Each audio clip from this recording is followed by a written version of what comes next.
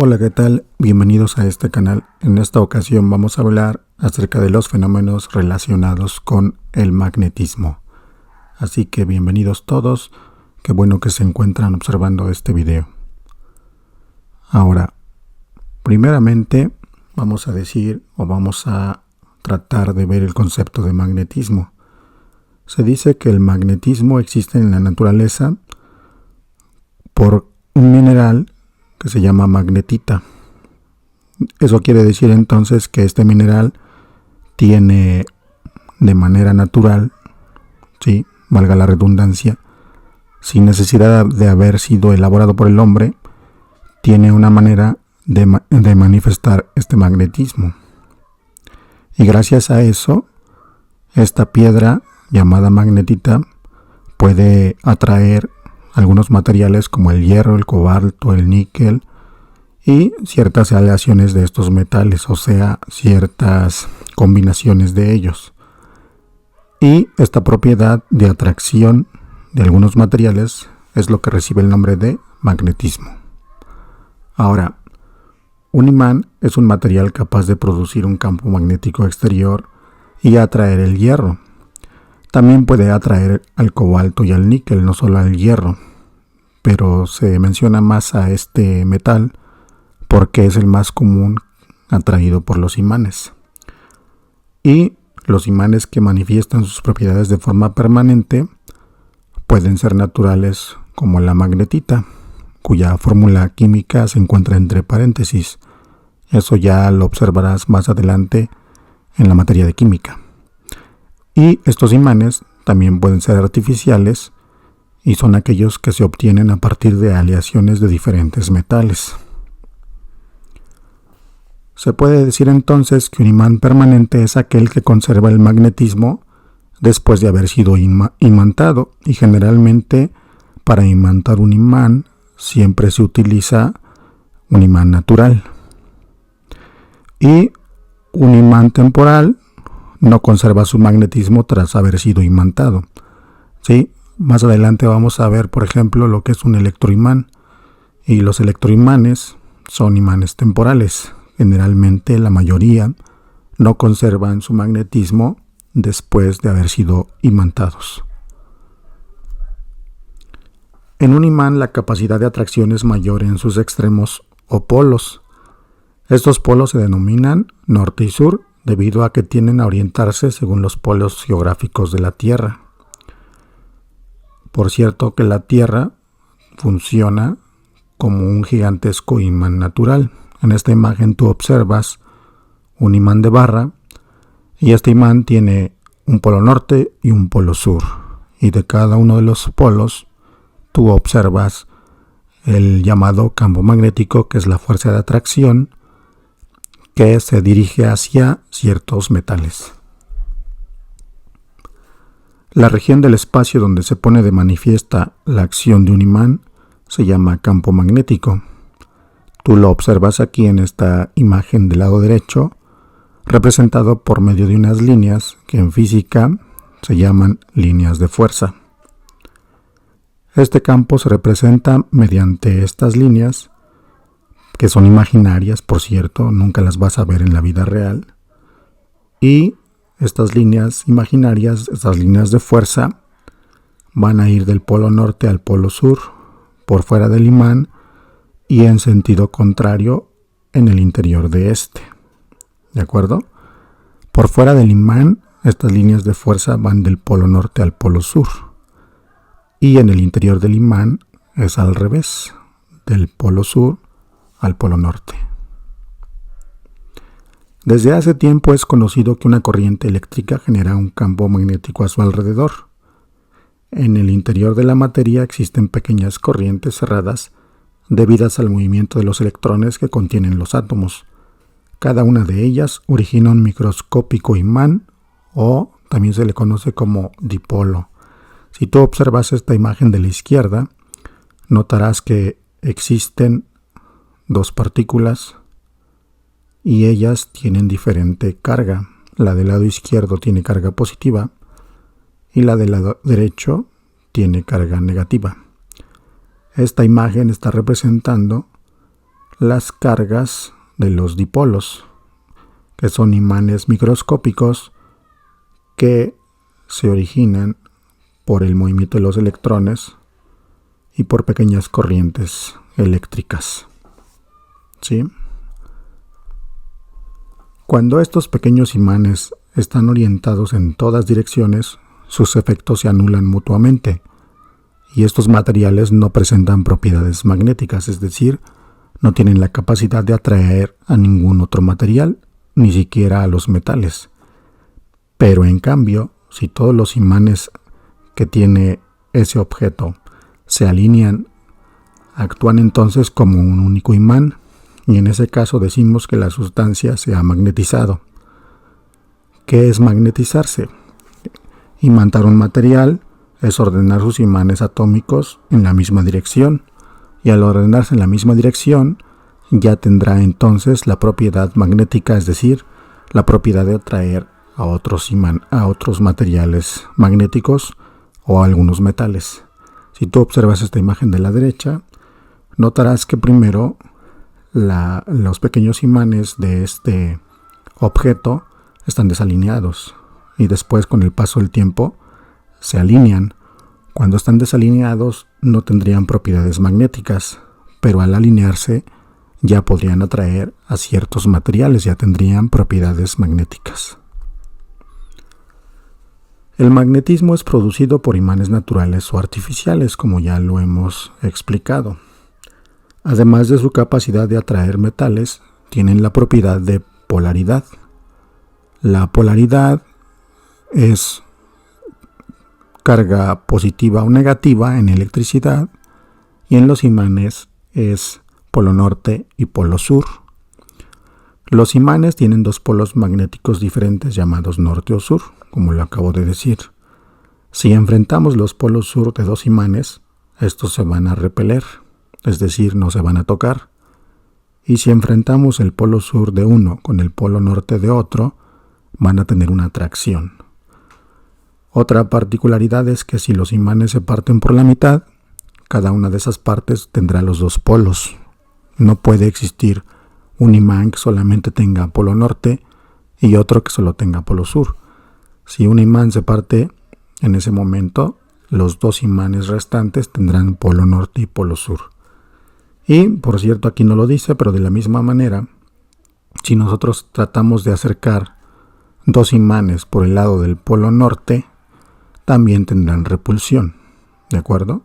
Solamente existirá la fuerza de atracción entre esos imanes cuando los polos sean opuestos. Se denomina campo magnético a la región del espacio en la que se manifiesta la acción de un imán. Un campo magnético se representa mediante líneas de campo. Las líneas del campo magnético revelan la forma del campo. Las líneas de campo magnético emergen de un polo, rodean el imán y penetran por el otro polo. ¿Sí? Salen del polo norte, lo rodean y entran por el polo sur. El magnetismo está muy relacionado con la electricidad, siempre va a estar relacionado. De hecho, en física hay una rama que se llama electromagnetismo que une las dos ciencias, tanto la electricidad como el magnetismo. Una carga eléctrica está rodeada de un campo eléctrico, y si se está moviendo, también va a tener un campo magnético. Esto se debe a las distorsiones que sufre el campo eléctrico al moverse la partícula. El campo eléctrico es una consecuencia relativista del campo magnético. El movimiento de la carga produce un campo magnético. Esto es un poco complejo porque aquí estamos hablando de teorías relativistas. Teorías relativistas habla acerca de las partículas de la materia moviéndose a velocidades cercanas a la velocidad de la luz, y eso no lo hemos visto aún. Pero explicado con palabras simples, o tratando de explicarlo simplemente, si tú observas la imagen de la izquierda, hay una partícula que parece un insecto, sí, pero es una partícula que está rodeada de un campo eléctrico, y como se está moviendo, también va a tener un campo magnético, ¿de acuerdo? Y gracias a eso, aquí en esta imagen se observan las dos propiedades del electromagnetismo. Al ser una partícula, tiene carga eléctrica y al estar en movimiento, tiene magnetismo. La brújula presenta propiedades magnéticas. De hecho, señala el norte magnético de la Tierra cuando está en funcionamiento. Y por cierto, este norte magnético no coincide con el norte geográfico terrestre, ya que, como se había explicado antes, los polos opuestos se atraen y los similares se repelen. Entonces, en el norte geográfico de la Tierra se encuentra el polo sur magnéticamente hablando, por lo que su opuesto, el norte en este caso, apunta a lo contrario en una brújula, ¿sí? Si tú observas la imagen de la derecha, entonces lo que estaría hacia arriba en la brújula sería el polo sur y hacia abajo estaría el norte, y en la Tierra sería al revés. Arriba está el polo norte y abajo está el polo sur. Pero de otra manera la brújula no se podría orientar porque los polos iguales van a tener una repulsión. Entonces, para que tengan una atracción, tienen que ser polos opuestos. En 1820, el físico danés Hans Christian Ørsted dijo que una carga en movimiento crea un campo magnético en el espacio que lo rodea. Una corriente eléctrica que circula por un conductor genera a su alrededor un campo magnético, cuya intensidad depende de la intensidad de la corriente eléctrica y de la distancia del conductor. Tú aquí observas a la izquierda una imagen de una sección de un cable que es un conductor. Un cable en electricidad o en física es un conductor porque permite que las cargas eléctricas puedan circular a través de él. Y si tú te fijas, está representado una partícula que tiene carga eléctrica, una corriente, y alrededor de esa partícula, que está representada de color rojo, existe con líneas verdes una especie de líneas que están representando en este caso un campo magnético. Entonces lo que tratamos de decir aquí con esta imagen es lo que este señor físico danés realizó en un experimento. Una carga en movimiento crea un campo magnético en el espacio que lo rodea. Si tú te fijas a la izquierda, esa carga en movimiento tiene un campo magnético alrededor y conforme se mueve, el campo magnético se mueve con ella. En 1831, Michael Faraday observó que un imán generaba una corriente eléctrica en las proximidades de una bobina. En la imagen de la derecha tú observas que hay un imán de barra en la parte derecha abajo y hay una bobina que tiene una corriente eléctrica generándose gracias a que ese imán se está acercando y se encuentra en movimiento. Entonces aquí se demuestra lo que este señor Faraday observó, que al acercar un imán a una bobina se va a generar una corriente eléctrica siempre y cuando uno de los dos esté en movimiento. Es necesario un campo magnético variable que lo puede generar un imán, una bobina o un cable en movimiento para crear una corriente eléctrica en el cable o en la bobina. Esta corriente se conoce como corriente inducida y el fenómeno como inducción electromagnética. La corriente eléctrica inducida existe mientras dure la variación del campo magnético y la intensidad de la corriente eléctrica es tanto mayor cuanto más intenso sea el campo magnético y cuanto más rápido se muevan el imán o la bobina. Si tú observas la imagen de la izquierda, todo lo que acabo de decir está representado ahí. De hecho, en la imagen de la izquierda está representado el funcionamiento de un motor eléctrico, ¿sí?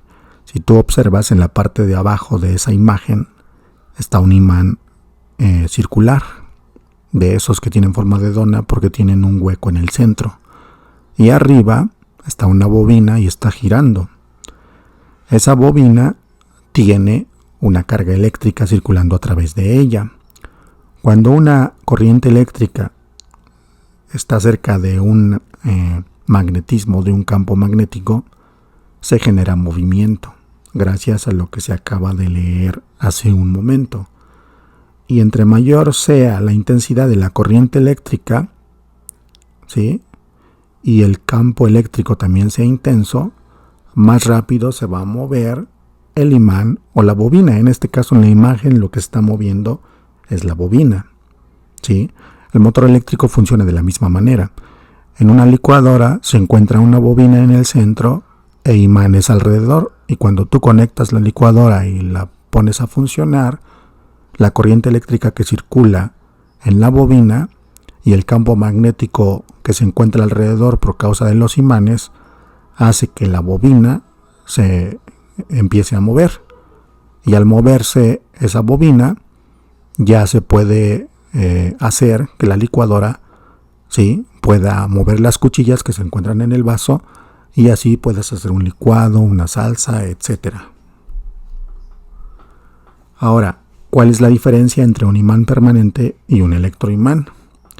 En un electroimán el campo magnético se genera mediante una corriente eléctrica en una bobina de alambre y se refuerza mediante un núcleo de hierro dulce. En cuanto la corriente se desactiva, el núcleo de hierro dulce pierde su magnetización. Y en la imagen de la derecha tú observas lo que acabo de decir, ¿sí? Gracias a la batería que se encuentra en esa imagen y que está conectada a un cable que se encuentra alrededor de un clavo, que ese sería el hierro dulce, se puede decir que se está manifestando una corriente eléctrica que a su vez está magnetizando ese clavo que se encuentra dentro de esa corriente eléctrica. Y de esa manera, cuando tú acerques ese clavo a unos clips o a algún objeto metálico que no sea muy pesado, lo va a atraer. Ahora, un imán permanente se compone de material ferromagnético que se magnetiza mediante un campo magnético externo intenso. El material magnéticamente duro empleado mantiene una parte de su magnetización tras desactivar el campo magnético externo. Generalmente los imanes permanentes se componen de magnetita, que ya lo habíamos dicho, y que es un mineral que se encuentra en la Tierra. Y tú ves aquí una aplicación de un imán natural en un experimento escolar. Al acercar ese imán natural a un puño de un material que se llama limadura de hierro, que es ese polvo de color oscuro que se encuentra alrededor del imán, se observa inmediatamente la manifestación de su campo magnético y entonces se aleja las partículas de la limadura de hierro y tú puedes observar las líneas del campo magnético de ese imán en esta imagen, ¿sí? Se ve como si fueran cabellos, ¿no? Pues esos cabellos son la representación del campo magnético de este imán que se encuentra aquí del lado izquierdo. Ahora, los imanes se usan en todo y generalmente en muchos aparatos que tú y yo ocupamos todos los días y que la mayoría de las veces ni siquiera nos damos cuenta. Así que vamos a ver algunos ejemplos de usos de los imanes en la vida cotidiana. Por ejemplo, en los relojes, ¿sí?, siempre va a haber imanes, o no en todos, pero sí en muchos. Las pantallas de televisión también necesitan de un imán, es muy importante para poder observar las imágenes. Las computadoras, las bocinas o altavoces, los ventiladores tan importantes en la época de calor, los cajeros automáticos, ¿sí?, tan importantes para que tus papás vayan a sacar el dinero para la quincena. Lectores de todo tipo, de tarjetas, lectores de tarjetas del metro, de boletos, etc. Elevadores, ¿sí?, timbres de las casas. Cuando tú tocas un timbre, lo que está manifestando ahí es una corriente eléctrica que al hacer reacción con un imán crea ese movimiento para que la persona que está dentro de la casa sepa que hay alguien afuera tocando el timbre. El horno de microondas también tiene imanes en su funcionamiento. La radio, los micrófonos, como en el que estoy grabando la voz ahorita, también necesita imanes. Los detectores de metales, como los de los aeropuertos, para garantizar la seguridad de los pasajeros. Los trenes, ¿sí? Y siguen los ejemplos. del electromagnetismo en la vida cotidiana también, ¿sí? Por ejemplo, la brújula. Aquí hagamos una diferenciación. En lo anterior, los ejemplos anteriores eran donde se encontraban imanes generalmente naturales. Y aquí es el electromagnetismo, o sea, la conjunción del imán con la electricidad. Y entre estos aparatos que funcionan así, tenemos por ejemplo la brújula, el timbre que ya lo habíamos mencionado también, la guitarra eléctrica, que seguramente algunos de ustedes tocan, el motor eléctrico, como ya lo había explicado, ¿no? Como el de la licuadora, pero las licuadoras no son el único aparato que tiene un motor eléctrico, lo tienen muchos aparatos que usamos todos los días. Y el transformador, que es un aparato que ayuda a que la corriente eléctrica pueda ser utilizada mejor en casa, porque, por ejemplo, en los cables de alta tensión, ¿sí? Gracias a los transformadores, se puede hacer que esa alta tensión pueda bajarse a un tipo de energía que pueda ser aprovechado en la casa y que nuestros aparatos no se quemen. Bien, pues ojalá que este video haya sido de tu agrado y que hayas aprendido algo. Recuerda que si algunas cosas se te hacen muy complicadas, por eso en el video están los textos, para que si tienes necesidad de pausarle, pues no hay ningún problema. Recuerda lavarte las manos, por favor, y muchas gracias por verlo.